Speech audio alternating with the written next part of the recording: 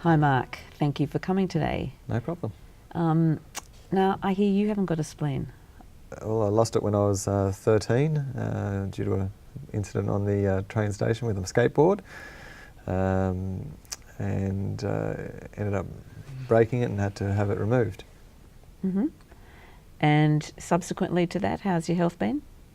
I was perfectly fine and normal for almost 20 years.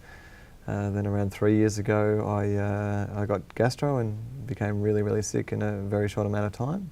Only took 12 hours from when I noticed it started to being as sick as I've ever been in my life, and ended up asking my partner to take me to the hospital. I passed out in the waiting room. I woke up to a whole bunch of doctors and nurses poking and prodding me and giving me needles and injections and all sorts of things, and passed out again. And I believe I woke up about a week later in the intensive care department. From what I'm told, that gastro allowed a whole bunch of other things to come to the surface or to be infected by, and at one stage my heart stopped, and they gave me a 60-40 chance of living or maybe not having any kind of permanent brain damage, so it was quite serious at the time. But I think I'm like a cat, I've got 9 lives, so I'm here today. Wow. But yeah, it was quite serious. That is a very typical story of somebody that gets an overwhelming post-splenectomy infection. So we call that an OPSI. Okay. And one of your particular things that you pointed out was that how rapidly it occurred. So 12 hours, that's roughly how long. We sort of say 4 to 6 hours people can go downhill rapidly and need intensive care, or certainly, you know, if they haven't been to a doctor or taken their signs and symptoms of a bacterial infection seriously, that you are critically ill. And that sounds like you've been a lucky person to survive what you've experienced. Yes. And what have you learnt from that experience now that you don't have a spleen?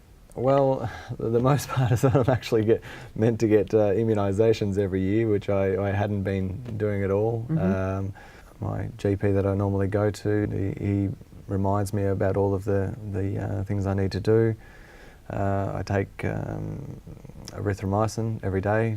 I've also got a emergency supply of, I believe it's ciprofloxacin. Excellent. It's quite a strong antibiotic that I have to keep with me all the time, and if I do get really sick, then I take one of those and I go straight to the emergency room.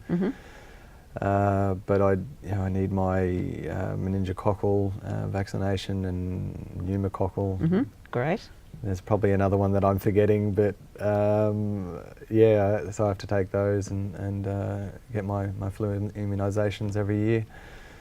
But yeah, most importantly, just to make sure I keep reasonably healthy. Yeah.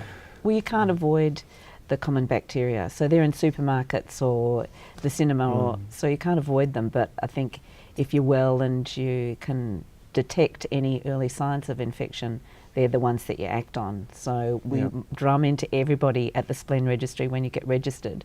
The shivers, shakes, feeling like crap, really unwell, not just a minor viral infection, but just to take all of those symptoms seriously and go and get checked out. And again, remind your doctor that you don't have a spleen. Mark, one thing I have to stress with you, you are young and you're going to live for a long time without your spleen, and it would be really important for you to remember all those things that we've talked about with the signs of bacterial infection and telling a new doctor about not having a spleen when you go to see them. That's very valuable. And I'd also like to thank you very much for coming in today and helping us, and I really appreciate the time that you've given us. Not a problem at all. Thank you.